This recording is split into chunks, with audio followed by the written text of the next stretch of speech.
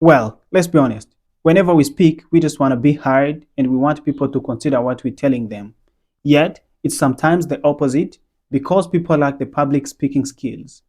Has it ever happened to you that you are going to speak in front of people, but you don't sound as confident as you want? Or people just take you for granted because you have not delivered to the best of your ability, or people have lost interest in what you're telling them because maybe you lack the skills. Now, the good news is public speaking is something that nobody was born with. It's a skill that you develop over time. This is something that you learn over time, and that's what I'm here for. In this video, I'm going to give you 5 or more tips that are going to shape you into a better public speaker. Hope we're going to be together up to the end of the video. I am Honoré from Rugwiro Languages. Akenshi kujya kuvugira imbere y'abantu ugasanga ibyo uvuga ntabwo babifata mu buryo buri serious, cyangwa se nawe ntabwo bifitiye icyizere mu byo uri kuvuga, biterwa n'impamvu nyinshi zitandukanye. Hari izo ushobora kuba uzi cyangwa izo utazi. Ibyo wenda nabyo tuzabigarukaho muri videos zitandukanye.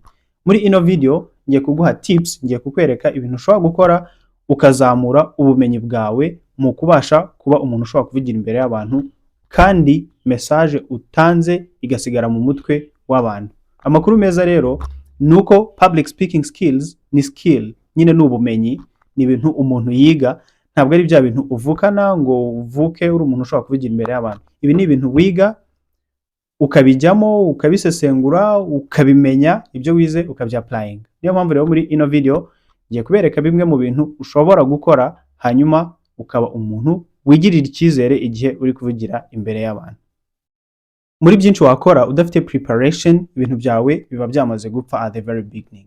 If you are not well prepared, then you are going to be messing everything up.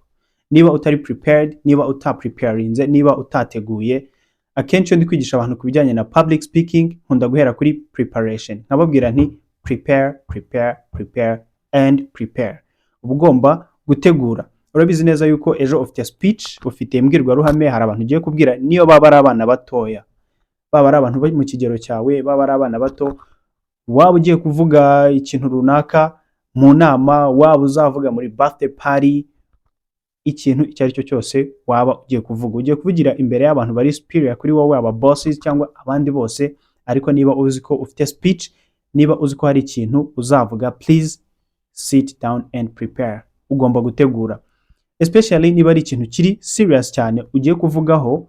Uba ugomba gukora research, ugomba gukora ubushakashatsi, ugomba gusoma, ugomba kuvuga uti ibi bintu nzabitangira gutya, nzakora ino introduction, ningera muri body I'll do ABCD, nzakora ibi n'ibi. Ubundi ushobora kubona umuntu ari kuvugira imbere y'abantu ukumva ari gutanga ingero nziza cyane, ukibwira uti that one is genius, ukibwira yuko umuntu ari umuhanga cyane, cyangwa ibyo bintu ari kubitekerereza hako kanya. Ariko when you analyze deeply, you're going to find that the person is well prepared.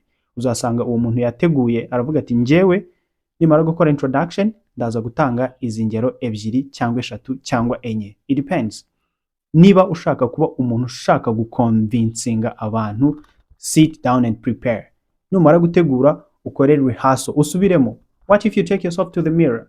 Niba koko ushaka guconvincinga abantu, niba ushaka gusoundinga convincing, and that's the reality, kandi ni nako kuri. If you are going to talk in front of many people or in front of any group of people, you just want to be heard. Uko byagenda kose, ukuri nuko igiye kuvugira imbere y'abantu ushaka kumvwa. Rero ukora preparation, noneho numara gukora preparation ushobora no kujya muri mirror, ukavuga, ukareba uburyo uri kuvuga, ukiyumva, ugasubiramo. Ibyo rero icyo bigufasha iyo ugeze imbere y'abantu, bya bintu buryo wari urimo gusubiramo noneho ubivuga mu buryo bwiza birushijeho, ntabwo utangira gushaka guhimbahimba ibintu bishyashya. That's the importance of preparation. Kandi nukumva uko byagenda kose aravuga ati this person is speaking from something. Uyu muntu ari kuvuga ibintu mu by'ukuri wumva ko yateguye. Niba wateguye ingero, ushobora no kubezinga ku gitabo runaka ukavuga uti uyu muntu mu bushakashatsi bwe yakoze wenda mu gitabo runaka muri uno mwaka yavuze ibi n'ibi. Nibyo uri gushingiraho kubwira abantu. Ntabwo ugiye kujya imbere y'abantu kubabwira ibintu biri hypothetical, ugomba kubabwira ibintu nyine byumvikana birimo preparation. Well, preparation ishobora kuba mu buryo bubiri, kuko birashoboka yuko ushaka no kuba umuntu wakigirira icyizere igihe icyo ari cyo cyose bagukeneye ngo uvuge, kabone n'ubwo waba utateguye. Preparation rero nashatse kwivuga mu buryo bubiri. Ushobora gutegura igihe ufite when you're going to stand a chance to speak in front of people, urabizi neza ko uzagira ikintu uvuga, ariko niba ushaka no kuba umuntu wavuga igihe icyo ari cyo cyose utunguwe cyangwa bibaye ngombwa yuko uvuga, ugomba guhora wiyigisha buri gihe. You have to always be reading.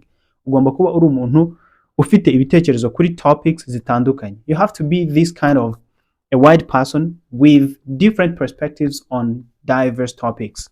Ugomba kuba uzi kuri sport, ugomba kuba uzi kuri entertainment, ugomba kuba uzi muri health, ugomba kuba uzi politics, ugomba kuba uzi muri religion, ukaba uri umuntu wagutse. Ibyo rero nta bundi buryo wabigeraho when you are not a friend of knowledge. Utari inshuti y'ubumenyi, utari umuntu ukunda kumenya, ntago waba prepared. Akenshi ikidutera ubwoba cyangwa igituma umuntu ajya guhaguruka cyangwa kumva ese nibaza kumpagurutsa ndavuga iki, you are afraid that people may judge you. Uri kuvuga uti abantu baraza kunjudginga, baraza kuncungura, kandi nibancungura kubera ko ntafite ubumenyi baraza kumbonamo imungu nyinshi. So that's the second side of preparation. Ubwo n'uburyo bwa kabiri bwa preparation. Akenshi abantu hari igihe ba wasting a time, ugasanga buri gihe yo ufite telefone you are just scrolling, uri guscrollinga ku bintu bitari important, ariko wowe niba ushaka kuba a good public speaker, ujye wicara uri guscrollinga ibintu bifite icyo byinjiza mu mutwe wawe. It might be happening subconsciously and you don't know that you're learning something big. Ukaba utazi ko bishobora kuba uko ugenda consuminga izo knowledge nizo zikugira uwo uriwe. Hari igihe biba biri kuba uri kuba umuntu uzi ubwenge ariko mu buryo uzi cyangwa utazi. So mind the information that goes in your mind. Niba ushaka kuba public speaker mwiza, burya ni ibintu byinshi, ni ibintu biri wide, ariko preparation is the key. Amakuru consuminga niyo akugira uwo uriwe. Iyo rero uzi ko uri umuntu ufite topics nyinshi mu mutwe wawe, ufiteho ibitekerezo byinshi, the confidence is going to always be there. Confidence buri gihe izahora ihari. Muri kumva mvanga indimi, I'm sorry for that, ariko hano cyane cyane twiga icyongereza. Twiga icyongereza, ariko iyo umuntu yiga ururimi nyine urarwiga kugeza ushoboye kuruvuga neza, yaba uvugana n'umuntu ku giti cye cyangwa uvugira mu ruhame. That's why you see that I'm mixing languages. Niyo mpamvu muri kumva genda mvanga icyongereza n'ikinyarwanda. Ngira ngo abamaze kumenyera kuri no channel ibyo dukora murabizi. Abashaka kwiga icyongereza online, mutwandikire kuri izo nimero mubona kuri screen. Twigisha icyongereza online aho waba uri hose mu Rwanda, Africa, Asia, America, Europe, hose dushobora kukwigisha kandi utarinze kuva aho uri ukoresheje uburyo bwa Google Meet. Abashaka kwiga icyongereza rero namwe mutwandikire. Ibyo byose turabijyanisha na public speaking kuko ururimi ruri wide, you just learn for communication. Ururimi nyine urwigira kugira ngo ubashe kuba umuntu ushobora gucommunicatinga in any setting.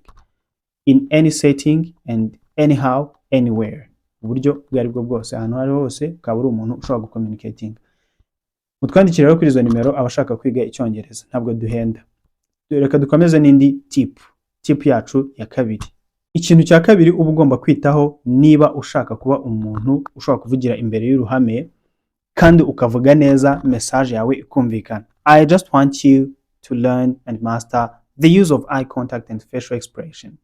Ugomba rwose kwiga ukamenya ugasobanukirwa kandi ukitoza no gukoresha facial expression na eye contact. Facial expression ni uburyo ukoresha isura yawe. Isura yawe ikoresha gute? And when we talk of eye contact, uburyo ukoresha amaso yawe. Ese amaso yawe uyerekeza hehe? When you're talking to a group of people, ariko wenda turaza kubijyanisha na body language ndetse na movement. Turaza kubikombiningiramo ari ibintu nka bine.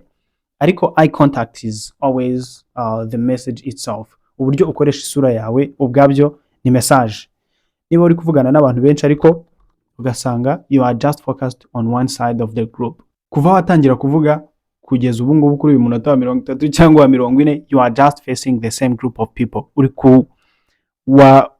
Uri kureba abantu bamwe, uri kureba mu gice kimwe cy'abantu. Niba uri kuvugana n'abantu benshi, please make sure your eye contact is directed to everybody. Ugomba kumenya yuko eye contact yawe, uburyo utwara isura yawe, ugomba kuba ureba abantu batandukanye. Biraza kujyana na movement, kumuvinga. Niba ufite room, iyo room ni yawe nka public speaker, kandi abantu uri kuvugisha bose gerageza ubagereho. Make sure that everybody is attending. Ugomba guhamya neza yuko buri muntu wese ari kwatendinga ari kukumva. Va hano ugende na hariya ujye no inside. Don't just focus on one group of people. Najyaga nkunda kubwira abantu sometimes when I was teaching public speaking, igihe nabaga ndi kwigisha public speaking, nkababwira nti murabona yuko mwebwe mwicaye aho ngaho ariko njyewe I have all this flow. Urabona ko ino flow yose ndayifite, ndahagaze, ndimo ndagenda ntembera. That's authority. Nayo ni authority. Iyo authority ufite buryo uri kuvugira imbere y'abantu ari wowe bateze amatwi, hari ububasha uba wamaze kubagiraho. Muri ubwo bubasha rero harimo niyo space baguha. Iyo space uri kuyikoresha iki? Niba baguhaye authority ntuyikoreshe, that's a big problem. Komeza moving around. Umwe bamuhaye, abandi babahaye santimetero nkeya kuri nkeya bagomba kuba bicayemo, ariko ufite uburenganzira bwo kumuvinga. Niba ari speech isaba yuko wamuvinga, please move. Biragufasha no kugenda ugera ku bantu, ariko unamenye uburyo ukoresha umubiri wawe. Don't just be in the same posture. Wiguma muri posture imwe gusa like this. Like this. You have to move. Koresha amaboko yawe, koresha igituza, koresha umubiri, ariko wenda ntubikabye cyane, but you have to make sure that your body is working. You have to be, stretching yourself up.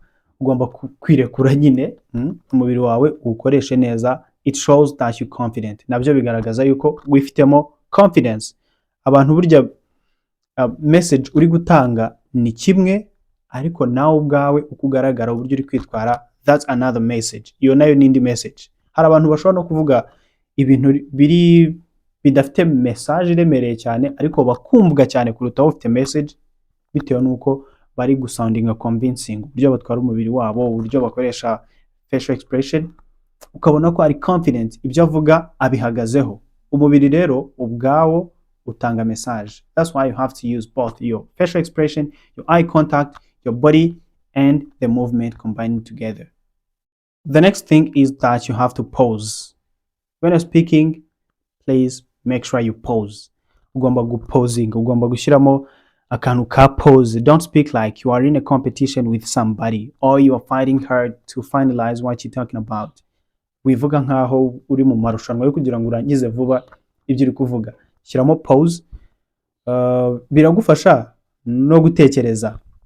Ntabwo ari ngombwa ngo mugire kuvuga speak like you are on a hurry. Kuvuga nkaho nyine ufite ahantu hihutirwa urimo kujya. Shyiramo pause. Ibyo birafasha mind yawe organizing thoughts, gutekereza neza, gushyira mu bikorwa ibyo wateguye ariko mu buryo utarimo kwihuta cyane. Birashoboka yuko when you are even speaking in front of many people, birashoboka yuko you might be asked some questions. Bashobora no kukubaza ibibazo. Niyo mpamvu byatugaruye kuri preparation. Niba wateguye neza, biraza kugufasha no gusubiza ibibazo with clarity. Ni ubundi njya mbwira abantu, niba ufite speech y'iminota 20, wenda ushobora kuba tegura ibintu uri buvuge, niba ari 30%, ugomba gutegura nka 80%, kuko you are the master of the content. Niwe master w'iyo content. Ugomba kuba witeguye yuko ibibazo byose uri buze kubazwa uri buze kubisubiza. Mu gusubiza rero, pausing is very important. Niba umuntu akubajije ikibazo gishobora kuba kiri challenging, so take a deep breath. Tekereza neza. It doesn't mean that you have to put the filler words in. Ntabwo ari ngombwa gushyiramo za filler words, and avoid filler words. Nubwo wa pausing ariko avoid filler words. Irinde ya magambo ya filler words. Filler words iyo tuzivuze muri speech ni nka ya magambo nka like, actually, by the way, ayo magambo atuma ugaragara nkaho utari confident. Niba upozinze ugiye gusubiza ikibazo cyangwa urimo kudeliveringa speech, hamya neza ko uburyo uri gupozinga ari ibintu biri calculated, ariko wirinde filler words. Niba rero ugiye gusubiza ikibazo, pausing is going to help you. Ushobora gutekereza, ukihamo umwanya, hanyuma ikibazo bakubajije, you can say something like, well, I can respond to that question in 2 ways. Ushobora gusubiza icyo kibazo mu buryo bubiri. Kubera iki? Watekereje. Ibyo rero bizatuma abantu bagufata mu buryo buri serious. Ibyo rero bizatuma abantu baguconsideringa nk'umuntu nyine uzi ibyo uri kuvugaho, kandi bigaragare ko ufite confidence, uri kumetiriza iyo room ahantu uri kuvugira. Biragaragara yuko nyine ibyo uvuga ubisobanukiwe kandi neza. Kugira ngo video itaza kuba ndende cyane, I know people can get bored sometimes. Ushobora no kuvuga cyane abantu bakaba bored. nabyo ni ikintu wenda twazitaho next time, ariko we have to avoid boring people. Nabwo ugomba kumenya umubyinnyi mwiza burya amenya igihe avira kuri stage, amenya igihe avira ku rubyiniro. Kugira ngo rero video itaza kuba ndende, just let me give you one bonus tip. Reka mbahe one bonus tip, wenda muraza kuyimbwiraho muri comment section. What do you think about the dressing code? Tekereza iki kuri dressing code? Ese umuntu uvugira imbere y'abantu, do we have to care much about the way we look? Ese tuba tugomba kwita cyane ku buryo tugaragara, imyambarire bijyanye n'abantu ugiye kuvugana nabo, niba ugiye kuvugana n'abantu bo mu myaka yawe, niba ugiye kuvugana n'urubyiruko, niba ugiye kuvugana n'abantu bakuru, niba ugiye kuvugana n'abayobozi, do we have to consider the dressing code? Ese dressing code wumva ari ingenzi? That's the bonus tip, and it's the same time a question that I'm directing to you.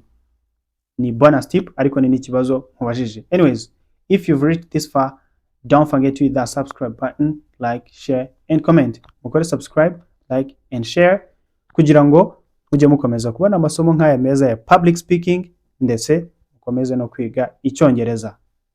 Thank you for reaching this far. Hope to meet you in the next videos. Ciao.